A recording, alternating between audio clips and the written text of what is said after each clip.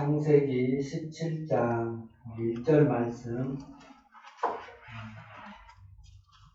우리가 함께 합독하겠습니다. 아브라함이 99세 때에 여호와께서 아브라함에게 나타나서 그에게 이르시되 나는 전능한 하나님이라 너는 내 앞에서 행하여 완전하라. 아멘. 우리가 금요일날 하나님은 어떤 분이신가 이 부분을 지금 하나씩 살펴가고 있습니다. 하나님은 우리에게 어떠한 분이신가? 하나님은 거룩하시다. 그리고 하나님은 영원하시다. 그래서 우리는 거룩한 백성이 되었고 하나님의 나라에서 영원히 사는 복을 받았다라고 말씀을 드렸습니다. 오늘은 전능하신 하나님. 하나님은 전능하시다. 오늘 본문에 보니까 아브라함이 99세에 만난 하나님은 전능하신 하나님이었습니다. 여러분 신앙생활하면서 전능하신 하나님을 경험한 적이 있습니까? 능력의 하나님, 엄청난 권능으로 역사해 주신 이 전능자 하나님을 만난 경험이 있는가? 여러분 아브라함이 99세에 만난 하나님은 전능하신 하나님이셨는데요. 아브라함에게 나타나서 말씀하셨습니다. 나는 전능한 하나님이라 너는 내 앞에서 행하여 완전하라. 여러분 이 말씀의 배경은 잘 아시지요. 간단히 말씀을 드리면 하나님이 아브라함에게 아들을 주신다고 약속을 했습니다. 그러나 아브라함과 사레가 끝까지 기다리지 못하고 중간에 하갈이라는 여종을 들어서 이스마엘을 생산하고 말았습니다. 그 이유는 마음이 조급했던 사레가 아브라함의 아들을 낳아 아브라함의 대를 인간적으로 이루려고 하는 책임감이었을까요? 생산이 끊어져가는 때에 아이가 없으니까 부담을 느꼈던 것 같아요. 그래서 인간적인 방법을 써서 아브라함과 둘이서 이스마엘을 낳게 되었습니다. 우리가 아는 것처럼 그때부터 하나님 10년 동안 아브라함에게 침묵을 하십니다. 화가 단단히 나신 거죠. 여러분 이 사건이 있고 하나님이 10년이 지난 후에 아브라함에게 오셔서 말씀하신 나는 전능한 하나님이라. 너희가 비록 생산의 능력이 사라졌어도 나는 능히 아들을 줄 수 있는 하나님이다. 아브라함은 내 말을 온전히 믿고 앞으로 똑바로 행동해라. 굉장히 엄한 말씀이세요. 근데 여러분 아브라함은 왜 끝까지 기다리지 못했을까요? 우리가 왜 신앙생활을 할 때 끝까지 기다리지 못하고 중간에 아브라함처럼 사람처럼 이렇게 행동할까요? 전능하신 하나님을 우리가 설 믿기 때문입니다. 설 믿기 때문에. 여러분 이 아브라함이 하나님을 끝까지 기다리지 못한 이유는 그의 믿음이 온전하지 못했어요. 전능하신 하나님을 몰랐습니다. 여러분은 하나님이 전능하시다는 걸 아십니까? 맛보았습니까? 아브라함은 몰랐어요. 하나님이 얼마나 엄청난 능력이 있는지를 아브라함은 경험하지 못했습니다. 그 증거가 창세기 17장 15절에 18절에 나와요. 하나님이 아브라함에게 말씀합니다. 내년에 사라가 아들을 낳아줄 것이다. 그래서 아브라함이 이런 반응을 보입니다. 엎드려 웃으며 마음속으로 100세 된 사람이 어찌 자식을 얻을까? 사라는 99세니 90세니 어찌 출산을 할까? 그러면서 내린 결론이 뭡니까? 하나님 이스마엘이나 하나님 앞에서 살게 해 주시옵소서. 완전히 지금 하나님이 누구에게 무시를 당하고 있습니까? 그 전능성이 아브라함에게서 완전히 지금 뭉개지고 있는 거예요. 여러분 창세기 18장 10절로 13절에 보면 이번에는 사라의 반응이 나와요. 하나님이 지나가던 길에 아브라함이 집에 왔습니다. 소돔과 고모라를 가는 중이죠. 그래서 그 아브라함이 집에 와서 대접을 받고 그곳에 떠나기 전에 사라를 찾으면서 아브라함에게 또 이렇게 말씀하세요. 내년 이맘때에 내 아내 사라가 아들을 얻을 것이다. 그런데 장막에서 이 말을 들은 사라가 웃으며 속으로도 이렇게 말하는 거예요. 내가 노쇠하였고 내 주인도 늙었는데 내게 무슨 즐거움이 있을까? 사라도 하나님을 또 무시를 합니다. 하나님에게 그런 능력이 있다고 믿어요? 안 믿어요? 안 믿는 거예요. 아브라함도 사라도 하나님을 믿는데 하나님이 전능하신 하나님이라는 사실을 모르고 있다는 것입니다. 왜 하나님이 아브라함에게 나는 전능하신 하나님이라 너는 내 앞에서 행하여 완전하라고 말씀하셨는지 아시겠어요? 아브라함 부부는 하나님의 인도를 받아 가나안에서 믿음으로 산 세월 25년입니다.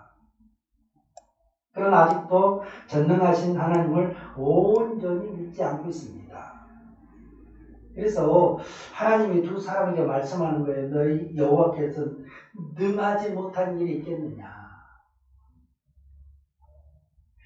금방 하나님께서 아브라함에게 나는 전능자라 내 앞에서 온전히 행하라고 말하고 내가 아들 준다 그러는데 뭐예요? 포수 묻힌 거예요. 이게 아브라함의 25년 된 아브라함의 믿음의 수준이었습니다. 여러분 하나님을 우리가 믿을 때 거룩하신 하나님 또 영원하신 하나님은 쉽게 믿어지죠. 왜? 예수 그리스도를 통하여 거룩해졌고 예수 그리스도를 통하여 하나님의 나라를 소유했기 때문에. 그러나 삶의 현장에서 나는 과연 하나님은 전능하시다고 하는데 그 전능하신 하나님을 맛본 적이 있는가? 맛본 적이 없거든요. 우리가 하나님의 그 어마어마한 권능과 능력을 경험한 적이 없기 때문에 그분을 우리가 말로는 이론적으로는 하나님 전능하십니다 라고 말하지만 우리의 실상을 들여다보면은 그 전능하신 하나님을 안 믿는다는 겁니다. 아브라함처럼 비웃고 있고 코 숨치고 있고 이스마엘을 잘 살게 해주세요. 무슨 내 나이가 몇 살인데 누가 노망났다는 거예요?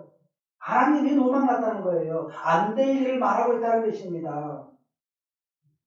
상식 안으로 하나님을 집어넣었어요. 자기의 수준 안에다 하나님을 집어넣습니다. 그래서 하나님을 어때요? 자기 수준 이하로 떨어뜨려 놓고 있는 거예요.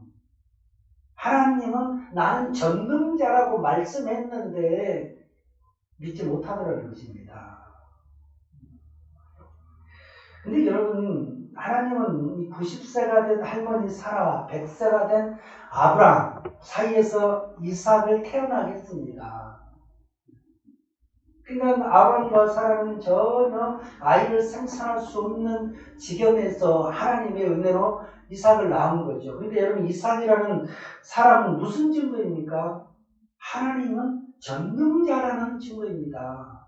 이삭은 뭐라고요? 하나님이 전능자라는 증거예요. 그러니까 이삭은 상식에 태어나고 사람의 힘으로 태어난 아들이 아닙니다. 하나님의 능력으로 태어난 아들입니다. 그래서 그 아들을 통하여 아브라함 부부에게 나는 전능자라는 것을 확실하게 증거해 준다는 것입니다. 여러분 우리는 하나님의 말씀을 보면서 이런 사건들이 나오면 정말 놀라야 되거든요. 어찌 이런 일이 일어날 수 있을까? 그리고 그 사건을 어디로 우리에게로 우리 삶으로 어떻게 해야 됩니까? 연결시켜내야 되거든요. 우리는 놀라지도 않고 연결도 시키지도 않고 말로만 아멘 아멘 하고 돌아서면 그분은 나하고 아무 상관없는 전능하지 않는 내게 갇혀있는 힘없는 별 볼 일 없는 하나님으로 대우받고 있다는 사실이 있죠. 중요한 것은 이삭을 통해서 비로소 아브라함이 전능하신 하나님을 알게 되었고 그때부터요. 아브라함은 진짜로 전능하신 하나님을 믿게 되었다는 것입니다. 25년 만에 이삭을 통하여 비로소 하나님이 전능자라는 사실을 확신하게 됐다는 것입니다. 여러분 그 믿음이 20년 후에 모리아산에서 아들 이삭을 번지러 바칠 때 드러나요. 할머니가 된 아내가 임신하여 아들을 낳았다는 말씀을 믿지 못해 웃었던 아브라함이 이삭을 번제로 바치라고 할 때 주저하지 않고 담대하게 아들을 잡아 묶어 번제단에 묶어놓고 때요 칼로 사정없이 내치더라는 겁니다. 물론 하나님은 그의 손을 아브라함아 멈춰라 그렇게 말씀을 주셨죠. 아브라함이 칼로 아들을 내리칠 수 있었던 이유를 히브리서 11장 19절에 분명하게 말씀합니다. 그가 하나님이 능히 이삭을 죽은 자 가운데서 다시 살리실 줄로 생각한지라. 아브라함이 아들을 칼로 내리칠 수 있었던 이유는 뭐예요? 아들 죽으면 다시 살려줄 그 전능하신 하나님 이제 확실하게 100세의 아들을 어둠으로 전능하신 하나님을 믿게 되었다는 것입니다. 여러분 우리가 전능하신 하나님을 진짜로 믿는다면 그분이 말씀하실 때 우리는 주저하지 않는다는 거죠. 왜? 그분이 다시 내가 행동하는 것보다 더 크게 역사하실 하나님이라는 사실을 믿기 때문에 여러분 오늘 우리가 하나님을 믿습니다. 이 분이나 저나 믿어요. 틀림없이 거룩하신 하나님, 영원하신 하나님을 믿어요. 그렇다면 우리는 하나님을 능치 못할 일이 없으신 하나님, 전능하신 하나님은 과연 믿는가? 여러분 믿습니까? 안 믿습니까? 거짓말하지 말고 말로 하지 말고 진짜로 믿어요? 안 믿어요? 여러분 행위 중심으로 믿어요? 안 믿어요? 안 믿는 경우가 대부분입니다. 닥쳐보면 어때요? 믿어요? 안 믿어요? 안 믿어요. 끝까지 제 말을 거절하고 싶거든요. 난 믿어요. 믿어요. 목사님은 안 믿어도 나는 믿어요. 여러분 이 전능하신 하나님, 능치 못하시는 하나님을 믿는가? 여러분 대부분 안 믿습니다. 솔직히 말하면 대부분 안 믿어요. 여러분이 코로나에서 하나님이 나를 지켜주실 거라고 믿습니까? 근데 왜 염려하십니까? 왜 걱정하십니까? 왜 염려 걱정해요? 안 믿으니까 걱정하는 거죠. 못 믿으니까 꼼짝 못하는 거 아닙니까? 함부로 살라는 말이 아니에요. 우리 마음속에 증상을 보라는 거예요. 반응을 보라는 거예요. 네, 여러분 코로나가 커요? 하나님이 커요? 네, 많은 사람은 코로나가 큽니다. 하나님이 그 앞에서 맥을 못 쳐요. 실제 하나님의 맥을 못 치는 게 아니라 내가 믿는 내 안에 계신 하나님이 맥을 못 친다는 겁니다. 그래서 염려를 탈고 살아요. 염려가 생기죠. 기도했으면 염려가 있어야 됩니까? 없어야 됩니까? 없어야 되거든요. 어떤 분이 그러더만요. 오늘 이 코로나의 환란 속에서 성도와 비성도의 차이가 뭔가 자기는 모르겠다는 거죠. 이 코로나 앞에서 왜 성도는 비성도와 똑같은 행태를 보이는가? 똑같은 염려를 하고 똑같은 근심을 하고 똑같이 믿음의 차이가 없는 그 연약한 인간의 모습만 보이는가? 달라야 되는데 분명히 세상 사람들이 보면은 왜 저 사람들은 두려워하지 않는 거야? 왜 저 사람들은 평안한 거야? 왜 저 사람들은 기쁜 거야? 왜 염려하지 않을까? 비밀이 있는 거죠. 우리 영혼이 잘돼 있기 때문에 그 성령이 세상을 이겨주는 거 아닙니까? 그 능력이 지켜주는 거 아닙니까? 그런 모습들이 보여야 되는데 왜 안 보이는가? 그걸 염려하는 목사님 계시더라고요. 방송에 들으니까 그렇게 설교를 하더라고요. 여러분, 우리가 성경에서 가장 먼저 하나님 만난 하나님은 어떤 하나님 분이세요? 우리가 성경을 펴면 가장 먼저 하나님 우리가 만난 하나님은 천지 만물을 창조하신 전능하신 하나님입니다. 태초에 하나님이 천지를 창조하시니라. 근데 여러분, 우리가 창세기 1장을 읽어가면은 놀래요, 안 놀래요? 그런가 보다. 첫째 날이 지나고 일곱 날이 지나 들어오는데요. 하나님이 쉴 때까지 우리는 어때요? 놀라질 않아요. 무슨 일이 일어났는지 어마어마한 일이 지금 7일째 우주 만물의 역사가 생겨나고 있는데 우리는 놀래요, 안 놀래요? 안 놀래요.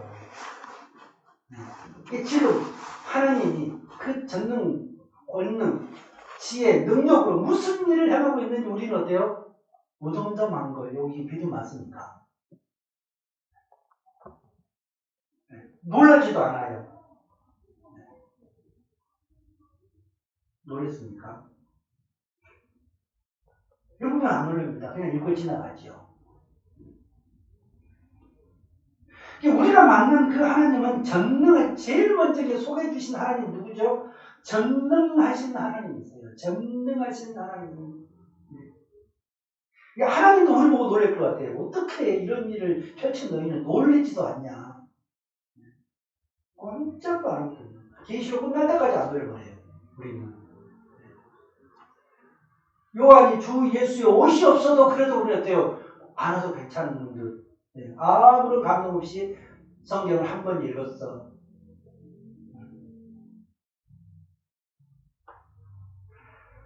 여러분, 지금 성경을 반복해서 우리가 읽고 계시잖아요. 우리는 말씀을 통해서 전능하신 하나님을 수도 없이 만나고 있다는 사실입니다. 창세기부터 계시록까지 전능하신 하나님이 수두룩하게 나옵니다. 이렇게 질문을 해봅시다. 왜 이렇게 하나님은 수많은 기적과 이적을 우리에게 보여주시는가? 왜 이렇게 많이 보여줄까요?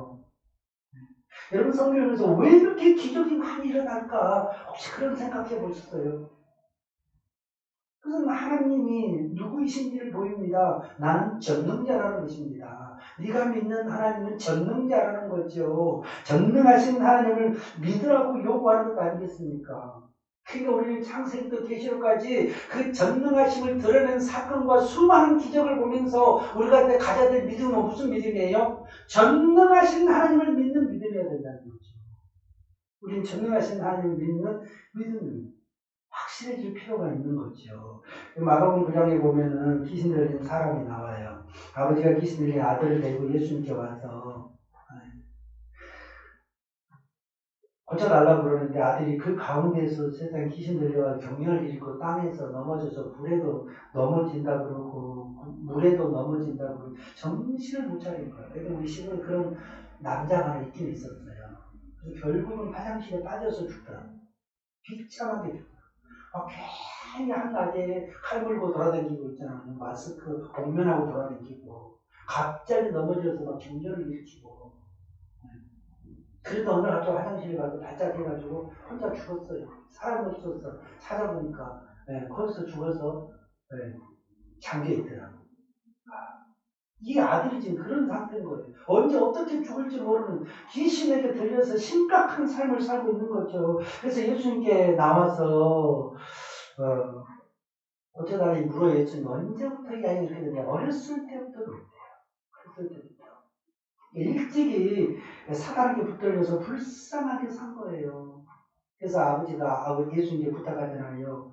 무엇을 하실 수 있거든 우리를 불쌍히 여겨주소서. 근데 갑자기 예수님 말씀이 할 수 있거든이 무슨 말이냐. 나는 능히 하지 못할 일이 없느냐. 여러분, 예수님이 귀신을 쫓아내서 아들을 살려주셨어요. 근데 이 아버지는 예수님이 전능자라는 사실을 믿어요, 못 믿어요? 못 믿었습니다. 몰랐어요. 여러분, 그래서 예수님은 예수님이 못할 일이 없는 전능자라는 사실을 아버지께 가르쳐 준 거잖아요. 여러분, 전능하신 주님은 능히 하지 못할 일이 없다는 사실을 성경에서 여러 유형의 기적으로 우리는 이미 알고 있지 않습니까? 두서없이 말씀을 드리면 풍랑, 각종 질병, 귀신, 불임, 대적, 홍수, 가뭄, 전쟁, 가난, 오병, 이역, 죽은 자 등등의 문제 등에서 예수님이 한 번이나 하나님을 불가능한 적이 있었습니까? 주님이 원하시면 못하신 적이 단 한 번도 없으셨습니다. 다 하실 수 있어요. 왜요? 하나님은 전능자이시니까. 능치 못하신 일이 없는 분이니까. 여러분, 어느 날 예수님이 영생을 원하고 찾아온 한 부자 청년이 있었잖아요. 그래서 가난한 자에게 소유를 팔아주고 나를 따르라. 그러니까는 그걸 내려놓고 그냥 가버렸죠. 영생을 포기하고 돈을 움켜쥐었어요. 떠나가는 그 청년을 바라보면서 제자들에게 말씀을 했어요. 부자가 천국에 들어가기가 얼마나 어려운지 차라리 낙타가 바늘기로 들어가는 것이 더 쉽다. 이 부자는 들어간다는 게 못 들어간다는 거예요. 사실은 부자가 못 들어간다는 말은 아니에요. 물질이 삶의 주인된 사람을 가리키는 거죠. 두 마음을 푸는 자만입니다. 돈에 붙들린 사람은 절대 예수님을 믿지 않습니다. 만몬주의가 신이니까. 이 청년이 가고 나서 사람으로는 천국에를 갈 수 없다고 제자들이 얼마나 깜짝 놀랐겠어요. 그러니까 물어요. 예수님, 그러면 누가 구원을 받을 수 있을까요? 그때 하나님께서 예수님 이렇게 말씀하세요. 사람으로는 할 수 없으나 하나님으로서는 다 하실 수 있습니다. 거의는 안 되는데 하나님은 다 하실 수 있느니라. 사람으로는 할 수 없되 하나님은 다 하실 수 있느니라. 전능하신 하나님을 말씀하고 계십니다. 사람이 왜 하나님을 절대적으로 의지해야 되냐면 사람이 못한 것을 누가 할 수 있어요? 예수님 말씀하세요. 하나님은 다 하실 수 있답니다. 그러니까 오늘 우리 신앙의 패턴을 보면 다 하실 수 있는 전능하신 하나님을 온전히 믿지 않는 경우가 허다합니다. 아브라함처럼 그저 불가능한 미소를 짓고 사람처럼 그저 인간의 상식 수준에서만 하나님을 믿는다는 거죠. 전능하신 하나님을 온전히 믿지 않기 때문에 혹은 믿음이 아주 작기 때문에 우리는 믿다가 중간에 흐트러지고 중간에 엉뚱한 행동을 하고 자기 생각과 자기 방식대로 삶을 만들어가 버린다는 것입니다. 전능하신 하나님을 믿지 못하기 때문에 하갈의 몸에서 이스마엘을 생산했던 아브라함과 사례처럼 사는 성도가 적지 않습니다. 그래서 오늘 우리는 전능하신 하나님을 믿는 믿음이 있어야 되는데 문제는 이것이 그냥 되지 않다는 거죠. 아브라함 25년 걸려서 비로소 가진 믿음이니까 여러분 이게 참 고민이 되는 일이 쉽지 않다는 것을 우리가 금방 짐작할 수가 있습니다. 저도 이렇게 막 뭐라고 그러지만은 저도 사실 간당간당해요. 상황에 따라 이게 믿음이 척도가 다르다는 거죠. 아브라함의 경우에는 하나님이 전능하시는 사실을 말씀드렸지 25년 세월이 필요했습니다. 어떻게 하면 이 전능하신 하나님을 믿을 수 있을까? 이 전능하신 하나님의 은혜를 믿으려면 어떻게 하면 맛보아야 한다는 겁니다. 왜? 아브라함이 맛보기 전에는 몰랐어요. 전능자가 어떤 역사를 일으키는지를 맛보기 전에는 몰랐습니다. 하나님은 이론으로는 아는 게 아니에요. 왜 우리가 창세기 1장을 그렇게 읽는데도 감동이 없습니까? 내가 경험을 못하거든요. 경험을 못하거든요. 예수님이 무리를 걸었다 그래도 걸었나 보다 그러지 왜 내가 그런 상황에서 그분을 경험한 적이 없기 때문입니다. 그 하나님을 만난 적이 없기 때문에 그렇거든요. 보지 않고 믿는 믿음이 복된 믿음이라고 했는데 문제는 대부분 주의 능력의 역사를 경험해야 비로소 하나님의 능력을 믿을 수 있다는 사실이죠. 여러분 시편 34편 8절에 말씀합니다. 너희는 여호와의 선하심을 맛보알지어다. 뭐라고요? 맛보알지어다. 체험해서 알아라. 체험해서 알아라. 그러니까 하나님의 능력으로 우리가 갈라진 홍해의 바닷길을 건너봐야 되고, 빈들에서 오병이어의 빵을 먹어봐야 되고, 질병에서 치유를 받아봐야 알고, 빈 그물에 물고기에 가득 잡힌 것을 눈으로 봐야 어때요? 비로소 우리는 전능하신 하나님을 인정할 수가 있다는 사실입니다. 그렇게 우리가 잘 안 믿어요. 잘 안 믿습니다. 어떻게 하면 이 전능하신 하나님을 체험할 수 있을까요? 간단하게 두 가지입니다. 하나 뭐죠? 기도입니다. 기도. 대부분의 기적은 언제 일어납니까? 기도에서 비롯됩니다. 성경에 보면 대부분의 기적은 다 기도에서 일어납니다. 그러니까 기도하는 사람은 언젠가 뭘 체험할까요? 하나님의 전능성을 체험할 가능성이 있어요. 그러나 기도를 안 하는 사람은 평생 하나님의 전능성 체험 불가능합니다. 무슨 방법으로 체험을 하겠어요? 만약에 앞으로 어떤 위기가 오거나 큰 일이 닥쳤을 때 하나님의 진짜 전능한 은혜를 받아야 되는데 그때 받을 수 있는 사람은 누구예요? 기도하는 사람입니다. 기도하고 있는 사람이 받는 거죠. 그래서 저는 금년에 이 골방 기도하시다가 꼭 주님을 체험하시기를 축복합니다. 한 번 정도는 이 전능하신 하나님을 제대로 만나야 합니다. 체험을 해야 합니다. 불가능한 가운데 하나님이 가능하시구나. 이걸 체험을 해야 돼요. 근데 언제 한다고요? 기도하다가. 기도는 하다 말다 하는 동 많은 그런 기도 말고 작심하고 뜻을 정하고 열심히 부지런히 시간을 내서 의식적으로 마음을 쏟아서 구하고 찾고 문을 두드리는 기도. 예수님이 구하라 찾으라 문을 두드리라 그러면 얻을 것이다 찾을 것이다 열릴 것이다 그랬잖아요. 부지런히 기도하라는 거죠. 구하고 찾고 문 이것은 문학적으로 다른 표현일 뿐이지 한마디로 말하면 열심히 기도해라는 거죠. 부지런히 기도해라는 거죠. 근데 이게 잘 됩니까 안 됩니까? 해보니까 이게 잘 안 되더라고요. 이게 잘 안 돼요. 근데 잘 안 돼도 어떻게 해야 된다고요? 해야 합니다. 해야 합니다. 안 하면 영 못하게 되고 하면 진짜 잘하게 되거든요.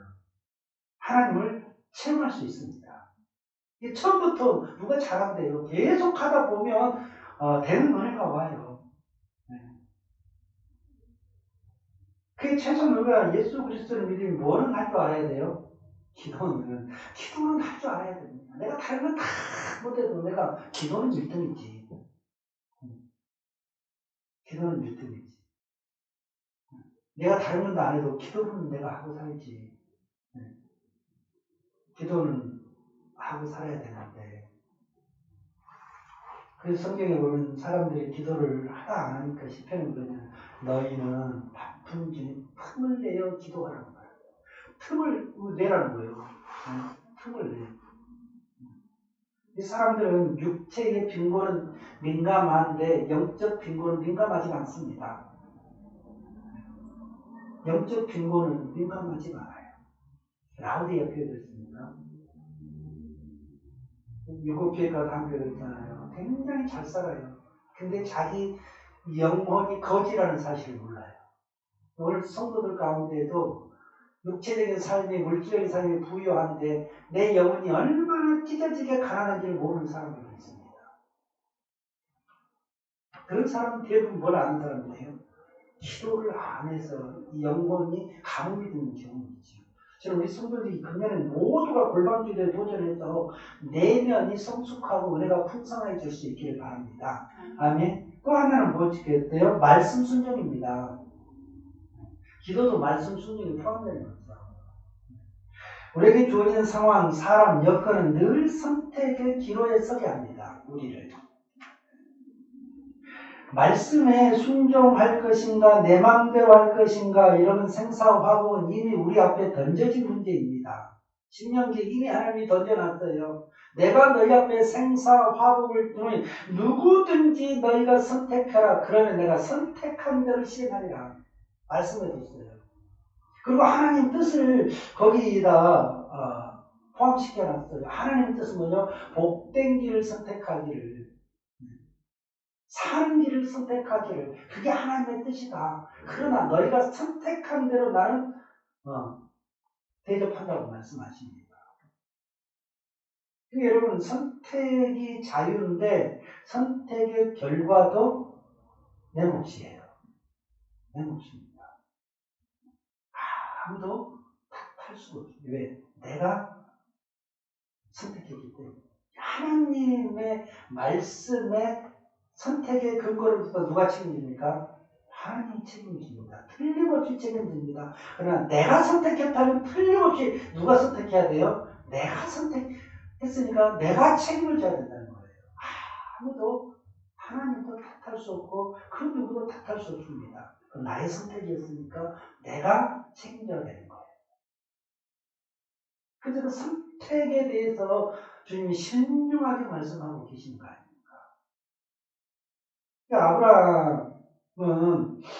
아브라함은 우리에게 말씀 순종하는 주제 앞에 양면을 보이세요. 말씀에 불순종해서 이스마엘을 생산하여 책망을 받습니다. 하나님이 삐쳐가지고 10년 동안 안 하거든요. 얼마나 실망이 크셨던지. 왜? 믿음의 조상으로 선택한 자예요. 어마어마한 하나님의 프로젝트가 아브라함에게서 인류를 구원하는 그 비전이 있거든요. 근데 세상에 말씀을 순종하지 않고 달랑 인본주의를 가지고 아이를 생산했거든요. 그 불순종이 책망이죠. 근데 아브라함이 이삭을 드리는 그 순종에서 하나님이 아브라함 믿음 인정하잖아요. 그리고 다시 축복을 하시잖아요. 다시 시작을 하신 거예요.